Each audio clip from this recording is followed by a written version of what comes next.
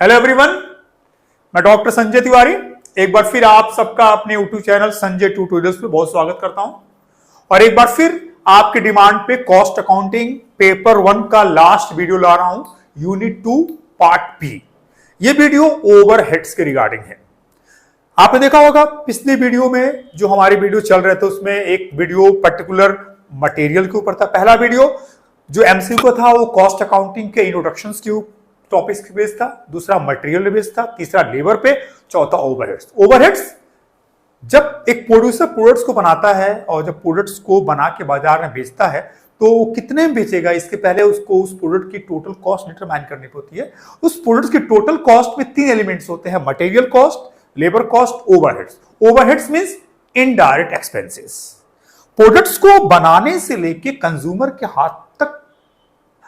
के हाथ में पहुंचाने तक सारे खर्चे ऐड होने हैं। उसमें बहुत से खर्चे डायरेक्ट है, बहुत से खर्चे इनडायरेक्ट है। इनडायरेक्ट एक्सपेंसेस को ही हम लोग कॉस्ट में ओवरहेड्स कहते हैं। अब ये ओवरहेड्स एक्सपेंसेस की लिस्ट बहुत बड़ी होती है। इस वीडियो में ओवरहेड्स क्या है, ओवरहेड्स में कुछ टर्मिनोलॉजी हैं जैसे कि allocation of overheads, apportionment of overheads, इसके अलावा एब्जॉर्प्शन ऑफ ओवरहेड्स, बहुत से ऐसी टर्मिनोलॉजी हैं जिस पे हम लोग बात करने जा रहे हैं। आइए, बहुत सिंपल चैप्टर है, बहुत आसान चैप्टर है। मैं स्पेशली इस चैप्टर पे एक अलग से वीडियो लेके आ रहा हूं। ये देखिए, cost accounting MCQ paper 1 unit 2 और ये पार्ट बी हमारा सीबीसीएस का है। आते हैं क्वेश्चन 1 जो हमारे सामने है वो है ओवरहेड्स रेफर्स।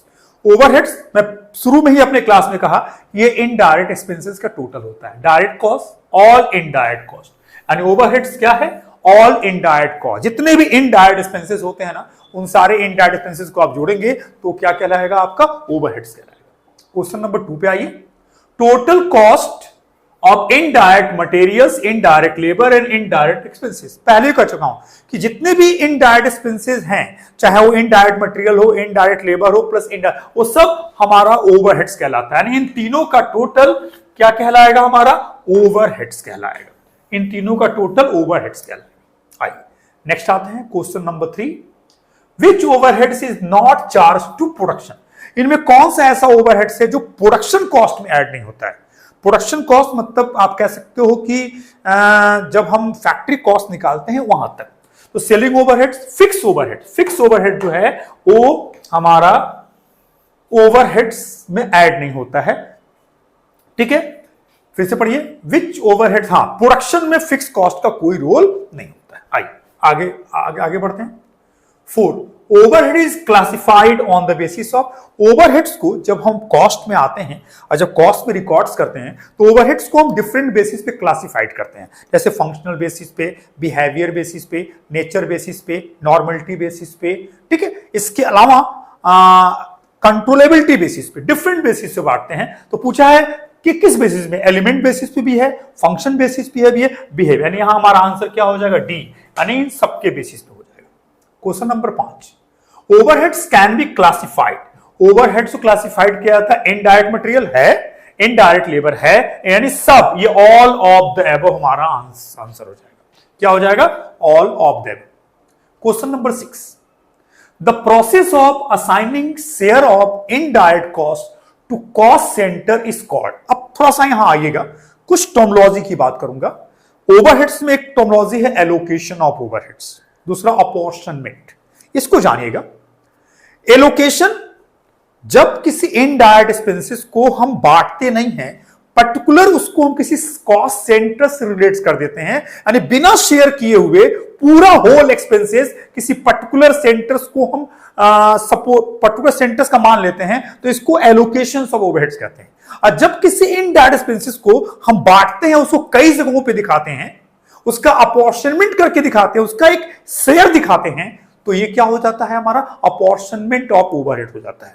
जैसे कि अगर मैं कहूं कि एक फैक्ट्री है और उस फैक्ट्री में 5 डिपार्टमेंट हैं, 5 जगह प्रोडक्शन होता है। अगर 5 जगह मीटर अलग अलग लगा है बिजली का, तो 5 का बिल अलग आ रहा है, वो बिल पर्टिकुलर डिपार्टमेंट का सीधे उसके हिस्से में ट्रांसफर हो जाएगा। लेकिन सपोज करिए कि मीटर एक ही लगा है और 5 डिपार्टमेंट है तो उस बिजली के बिल को पांचों में बांटना होगा, तब ये अपॉर्शनमेंट होगा। तो पढ़िए क्या दिया है, the process of assigning share of indirect cost to cost centre is, जब उसको हम उसका एक शेयर, तो ये इसको क्या कहते हैं हम लोग, अपॉर्शनमेंट कहते हैं। जब उसका पूरा हिस्सा कॉस्ट सेंटर्स को भेज दे, कॉस्ट सेंटर से होगा तो वो एलोकेशन, और उसका एक एक हिस्सा ट्रांसफर होगा, एक हिस्सा यहां एक हिस्सा वहां, तो अपॉर्शनमेंट होगा। Question number 7, absorption costing is closely related to which of the following cost elements. Absorption किसका होता है, ओवरहेड्स का होता है, यानी यहां हमारा आंसर क्या हो जाएगा, ओवरहेड्स हो जाएगा। Next question number 8, the allotment of whole item of cost centres और कॉस्ट यूनिट इज कॉल्ड, जब पूरे खर्चे को हम एलोकेट, पूरे खर्चे को हम एक ही जगह वो करते हैं, तो पढ़िए क्या लिखा है, the allotment of whole item of cost centres, allocation, यानी ये क्या आंसर हो जाएगा हमारा, कॉस्ट एलोकेशन, ये हो जाएगा एलोकेशन हो जाएगा। नेक्स्ट में आते हैं question number 9, director remuneration is part of, अब सुनिए, फंक्शनल बेसिस पे हम ओवरहेड्स को बांटते हैं कितने पार्ट्स में, पहला फैक्ट्री ओवरहेड, इसी को वर्क्स ओवरहेड भी कहते हैं। फैक्ट्री में जितने इनडायरेक्ट एक्सपेंसेस होते हैं वो फैक्ट्री ओवरहेड्स में आते हैं, जिनको वर्क्स ओवरहेड भी कहते हैं। दूसरा office and administrative overhead, office और एडमिनिस्ट्रेटिव का खर्चा इसमें आता है। और तीसरा सेलिंग एंड डिस्ट्रीब्यूशन ओवरहेड्स, जिसमें सेल्स के रिगार्डिंग खर्चे आते हैं, गोडाउन खर्चे आते हैं, शोरूम में खर्चे आते हैं। तो ये पूछा है डायरेक्टर रेम्युनरेशन, डायरेक्टर रेम्युनरेशन जो है वो हमारे एडमिनिस्ट्रेटिव एक्सपेंसेस का पार्ट है, एडमिनिस्ट्रेटिव ओवरहेड्स में काउंट होता है। आइए question number 10, absorption means, absorptions आपको बताया हूं कि एब्जॉर्प्शन कॉस्ट यूनिट से रिलेटेड है, charging of overhead to cost centre नहीं, charging of overhead to cost units, ये है हमारा एब्जॉर्प्शन, ये यूनिट से रिलेटेड होता है, सेंटर से नहीं। Question number 11, office and administrative overheads are recovered as a percentage of, बहुत अच्छा पॉइंट है, ऑफिस एंड एडमिनिस्ट्रेटिव ओवरहेड्स को हम किसके परसेंटेज से रिलेट करते हैं, तो ऑफिस और एडमिनिस्ट्रेटिव की ठीक पहले होता है वर्क कॉस्ट, यानी हमारा यहां पे आंसर होगा वर्क कॉस्ट, वर्क कॉस्ट हमारा आंसर, ठीक है। Question number 12, bad debts is example, bad debts हमारा सेलिंग ओवरहेड्स का एग्जांपल है, क्योंकि बैड डेब्ट्स कब होगा, जब हम बेचेंगे, तो बैड डेब्ट्स जो है वो सेलिंग ओवरहेड्स में जाएगा। Next question number 13, warehouse expense is an example, warehouse expense हमारे डिस्ट्रीब्यूशन ओवरहेड्स का एग्जांपल है, किसका एग्जांपल है, डिस्ट्रीब्यूशन ओवरहेड्स का एग्जांपल है, ठीक है।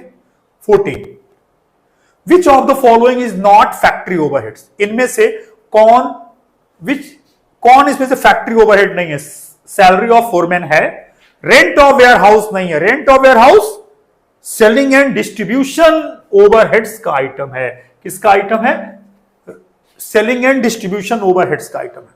15 number, fix expenses is not, इनमें से कौन सा फिक्स एक्सपेंसेस नहीं है, रेंट ऑफ फैक्ट्री फिक्स है, सैलरी ऑफ फॉरमैन फिक्स है, कैरेज आउटवर्ड आपका फिक्स एक्सपेंसेस नहीं है, ठीक है ना, यानी क्या आंसर हो जाएगा, कैरेज आउटवर्ड, ठीक है। कैरेज आउटवर्ड का मतलब जो हम सेल करते हैं ना, सेल के रिगार्डिंग खर्चे, जितना हम ज्यादा सेल करेंगे उसका भाड़ा कैरेज वगैरह ज्यादा आएगा, तो ये आपका फिक्स नहीं है।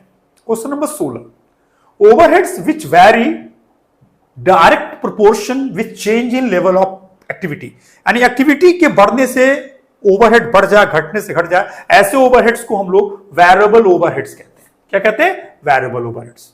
Question 17, the process of distributing common costs on proportionate basis is known as, the process of distributing common cost on a proportionate basis is known, cost application, cost apportionment, cost sheet। फिर से पढ़िए एक बार, the process of distributing common cost on a proportionate, apportionment यानी क्या होगा, apportionment होगा, जब हम लोग क्या करते हैं, डिस्ट्रीब्यूट करते हैं, तो क्या हो जाएगा आपका apportionment हो जाएगा। Question number 18, in the absence of further information factory overheads are absorb, यानी अगर कोई इंफॉर्मेशन ना हो तो फैक्ट्री ओवरहेड्स का एब्जॉर्ब किस पे होगा, डायरेक्ट लेबर बेसिस पे। पढ़िए क्या है, प्राइम कॉस्ट नहीं, वेट करिएगा, हाँ ठीक है, फैक्ट्री ओवरहेड्स को लेबर बेसिस पे, आइए on the basis of work cost on the basis labour, ये आपका आंसर होगा। अब यही सुन लीजिए, आप कुछ बता दूं आपको, फैक्ट्री ओवरहेड किसके ऊपर बेस्ड होगा? डायरेक्ट लेबर के ऊपर। ऑफिस एडमिनिस्ट्रेटिव बेस्ड होगा आपका वर्क कॉस्ट के ऊपर। Selling and distribution overhead based हो सकता है वर्क कॉस्ट के ऊपर भी, कॉस्ट ऑफ प्रोडक्शन के ऊपर भी, क्वेश्चंस के ऊपर डिपेंड करता है। 19, packing and delivery charges is the item of packing, ये सेलिंग ओवरहेड्स का आइटम है, पैकिंग और delivery charges expenses. 20, machine hour rate method is the method of absorption of factory overhead. हाँ, मशीन कहां यूज करते हैं हम लोग? फैक्ट्री में, तो उससे रिलेटेड हमारा जो आंसर होगा फैक्ट्री ओवरहेड होगा। 21, under machine hour rate method of machine is treated as, machine hour rate कह रहा है कि a machine hour rate method, a machine is treated as cost centre, cost unit, a service department. अब यहां पे देखिए क्या चीज है कि जो मशीन आर रेट है, machine hour rate method, a machine is treated as cost centre. Machine cost centre क्या है? जहां जहां हमारी कॉस्ट इनकर्ड हो सकती है। कॉस्ट सेंटर एक प्लेस हो सकता है, एक पर्सन हो सकता है, ठीक है ना, ह्यूमन हो सकता है, कुछ भी हो सकता है। इस केस में हमारा आंसर होगा आपका ये कॉस्ट सेंटर हो जाएगा, ठीक है। 21 में आइए,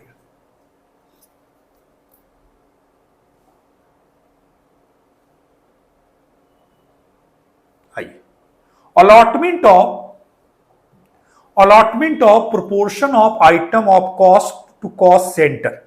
कॉस्ट टू कॉस्ट सेंटर्स की बात करिए तो ये एलोकेशन होता है। क्या होगा हमारा? एलोकेशन होगा, cost to cost centre. 23, allocation of whole item of cost, पूरे आइटम्स की बात करें तो क्या हो जाएगा? एलोकेशन हो जाएगा, ठीक है। मैंने बताया था ना, अगर पूरे आइटम्स को आप एक ही जगह दिखा रहे हो, उसको बांट नहीं रहे हो, तो वो एलोकेशन है, और जब आप उसको उसका शेयर निकाल के अलग अलग कर रहे हो तो अपॉर्चमेंट है। 22 क्वेश्चन का फिर देखिएगा, आइए दिया है अलॉटमेंट ऑफ प्रोपोर्शन, प्रोपोर्शन में आपका यही होगा, अपॉर्चमेंट ही होगा, ठीक है, मैं बताया हूं। और यहां ये इसमें शेयर किया जा रहा है, खर्चे को बांट कर तब उसको ट्रांसफर किया जा रहा है, और यहां पे क्या कह रहे हैं? होल आइटम, तो यह आपको ऑलवेज क्या होगा? एलोकेशन हो जाएगा। आइए question number 24, factory overhead is also called works overhead. Factory overheads को हम क्या कहते हैं? फैक्ट्री ओवरहेड्स को हम लोग वर्क्स ओवरहेड्स कहते हैं। आइए 25, under oblique over absorption of overheads में अराइजेस। अंडर एब्जॉर्प्शन और ओवर एब्जॉर्प्शन क्या है? एक्चुअल ओवरहेड और एब्जॉर्ब्ड ओवरहेड में जो डिफरेंस होता है उसी को अंडर एब्जॉर्प्शन और ओवर एब्जॉर्प्शन कहा जाता है। ये कैसे होता है? रॉन्ग एस्टिमेशन ऑफ आउटपुट है, पॉसिबल है।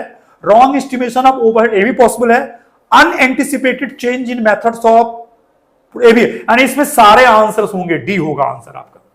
क्या होगा आंसर आपका? इसमें आपका आंसर डी हो जाएगा। 26, एब्जॉर्प्शन मींस, पढ़िए, charging overhead to cost centre, नहीं cost unit, charging overhead to cost unit, ये आंसर हो जाएगा। 27, a cost unit is a cost per labour hour, cost per machine hour, a units of production, a units of production in service in related to which cost are ascertain, ठीक है। आई cost centre, जब हम कभी भी किसी product की cost निकालते हैं तो कॉस्ट किसी यूनिट पे बेस होता है, पर क्विंटल, पर केजी, चाहे अब अगर बात करें तो ब्रिक्स इंडस्ट्रीज पर 1000, सबकी यूनिट डिफरेंट होती है, तो कॉस्ट यूनिट यही हमारा थर्ड वाला ऑप्शन होगा, ये आपका ऑप्शन हो जाएगा। 28, when the actual overhead is less than the absorbed overhead, यानी actual overhead और absorbed overhead में जो डिफरेंस होगा, यानी actual overhead अगर लेस है absorb से तो उसको हम लोग उसको क्या बोलते हैं? ओवर एब्जॉर्प्शन कहते हैं। बहुत इंपॉर्टेंट है, इसको तैयार कर लीजिएगा। इसी पे एक और क्वेश्चन आएगा, जब कम होगा तो ओवर सब्सक्रिप्शन, ओवर एब्जॉर्प्शन, और जब ज्यादा होगा तो under absorption. 29, expenditure over and above prime cost is prime cost निकालने के बाद जो खर्चे आते हैं वो सब ओवरहेड्स कहलाते हैं। उन सारे खर्चों को हम ओवरहेड्स कहते हैं। ये next 30 dash dash dash is not included in administrative cost. यानी कौन सा कॉस्ट एडमिनिस्ट्रेटिव कॉस्ट नहीं है? Salaries of foreman, salary of office staff है, ठीक है ना, ये है, ये ऑफिस का एडमिनिस्ट्रेटिव है, टेलीफोन भी है, ऑफिस भी, ये आपका फैक्ट्री का आइटम है, ये हमारा आंसर हो जाएगा। ठीक है। 31 machine hour rate is the calculation of running a machine per hour. Machine जो निकाला जाता है रेट, वो पर आवर के हिसाब से निकाला जाता है। 32